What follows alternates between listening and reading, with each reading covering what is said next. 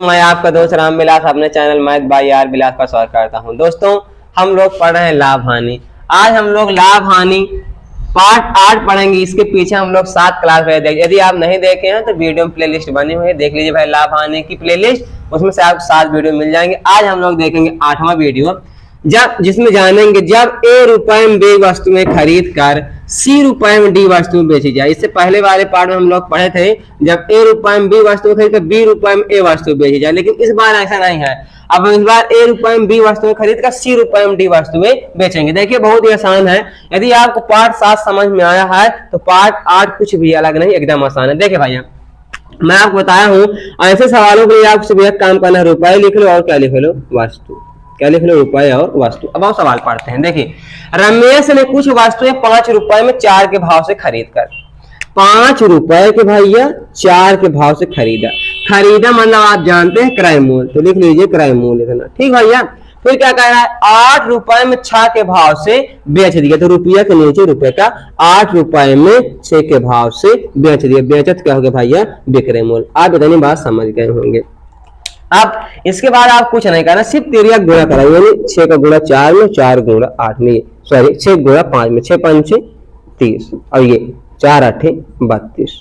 क्या इतनी बात आपको समझ में आया? कुछ नहीं करना भाई, पहले रुपया लिख लो फिर वस्तु लिख लो। रुपया के नीचे रुपये जैसे कितना कितना लिखा था, 5 रुपया और कितना भैया 8 रुपया, और वस्तु के नीचे वस्तु जैसे 4 के भाव से और कितने के भाव से 6 के भाव से, इनको लिख लो। यानी रुपया के नीचे रुपया और वस्तु के नीचे वस्तु। उसके बाद आप तिरछा गुणा कराइए, 6 गुणे 5 6 5 30 और 4 गुणा 4 8 32। अब इसके बाद आप काम आसान होंगे, कुछ नहीं भैया, आप बताइए 30 रुपए में कोई वस्तु आप खरीद कर 32 रुपए में बेच रहे हैं।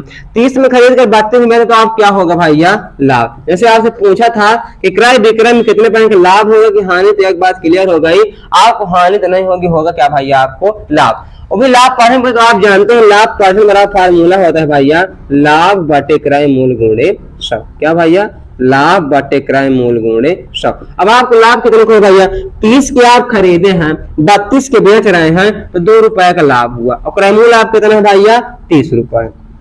परसेंट बताने के लिए भैया 100 से गुणा, एक 0 से एक 0 काट दो, कितना बन गया 20 बटे 3, तो 3 6 18 2 20, यानी आप भैया लाभ हो जाएगा 6 सही 2 बटे 3%। कितने भाई, 6 सही 2 बटे 3% का। देखिए और देखते हैं भैया, मैं उम्मीद करता दोस्तों आपके सारे सवाल समझ में आ रहे हैं। यदि आपके सवाल समझ में नहीं आ रहे हैं तो जरूर कमेंट करिए, आप कमेंट का रिप्लाई किया जाएगा।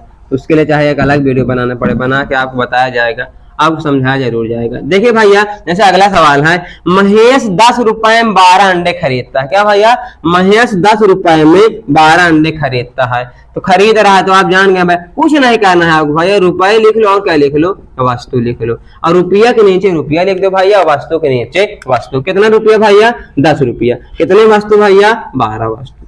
और ये क्या है, क्रय मूल्य, तो लिख लो क्रय मूल्य। ठीक भैया, फिर क्या करें, 20 रुपए में 16 अंडे, तो रुपया के नीचे रुपया भैया, वस्तु के नीचे वस्तु। क्या कर रहा है, ये बेच रहा है, तो क्या लिख देंगे, एसपी। अब क्या करेंगे भैया, कुछ नहीं, तिर्यक गुणा कराना है बस। ये 16 में 160 12 24 यानी कि 240।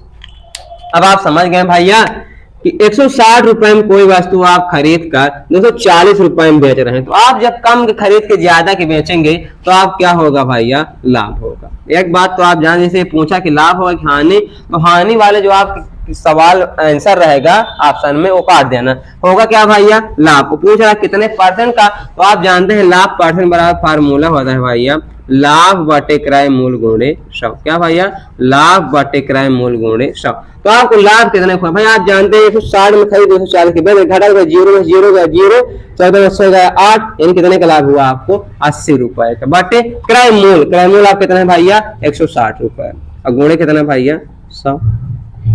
1 0 से 1 0 8 2 9 16, 2 से 100 काट देंगे 50, यानी आपको लाभ होगा 50% का। तो उम्मीद करता हूं दोस्तों आपके सारे वीडियो समझ में आ रहे होंगे, सारे सवाल समझ में आ रहे होंगे आपके। यदि नहीं समझ में आए कमेंट करें, जरूर बताएं। देखिए इस सवाल का आंसर आपको कमेंट में बताएं। देखिए एक बार मैं पढ़ दे रहा हूँ, गणेश ने कुछ संतरे 25 रुपए में खरीदे। तो आप जानते हैं क्या करेंगे, आप रुपया के नीचे रुपया लिखेंगे और वस्तु के नीचे वस्तु। जैसे कितने भैया, 25 रुपए में, कितने वस्तु में 20, खरीद कर 20 रुपए में 18 के भाव से बेच, यानी 20 रुपए में 18 के भाव से बेच। आप जानते हैं क्रय मूल्य है, ये क्या है? विक्रय मूल्य। अब आप जानते क्या करना है, गुणा कराएंगे, आप देखेंगे लाभ है खाने है, जो भी होगा वीडियो में कमेंट करना। पूरा वीडियो देखने के लिए आपको बहुत बहुत धन्यवाद।